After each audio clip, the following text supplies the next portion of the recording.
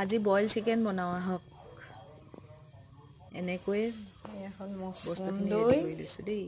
নৰসিংহ এয়া হ'ল ভেদাইলতা এইটো খাই বুলি জানো নামটো কি বুলি কয় নাজানো দেই এইখিনি হ'ল চিকেন আদা নহৰু জলকীয়া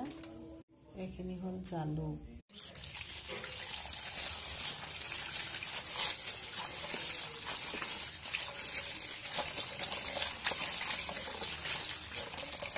প্ৰথমতে এনেকৈ চব্জিখিনি গোটেইখিনি মিলাই মই ভালকৈ ধুই লৈছোঁ বালি বোকা থাকে কাৰণে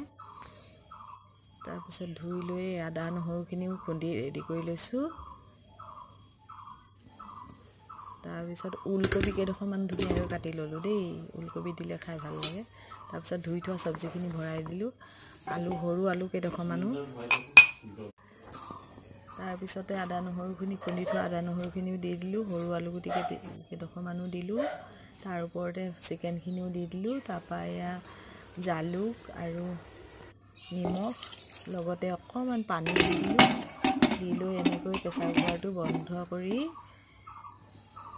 গেছৰ ওপৰত উঠাই তাৰপিছত গেছটো জ্বলাই দিলোঁ তাৰপিছত চিটি মাৰিবলৈ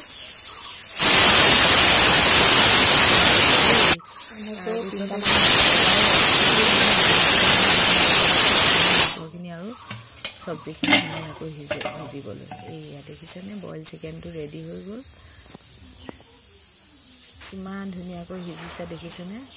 তাৰপিছত খাব পৰা হৈ গ'ল এতিয়া কাঁহী এখনতে ধুনীয়াকৈ কাঁহী এখন ঠিক কৰিছোঁ কাঁহী এখনত ধুনীয়াকৈ ভাতটো উলিয়াই ভাতটো বাঢ়ি লৈ পেলাই গৰমে গৰমে ধুনীয়াকৈ জালুকৰ জ্বলাৰ বইল চিকেনটো খাম বুলি আমাৰ মানুহ মানে 3জনে সেইকাৰণে 3খন কাঁহীয়ে ৰেডি কৰিছোঁ আৰু দেই আজি ৰাতি সাজত ইমানেই আজি ৰাতি ভাত খাজ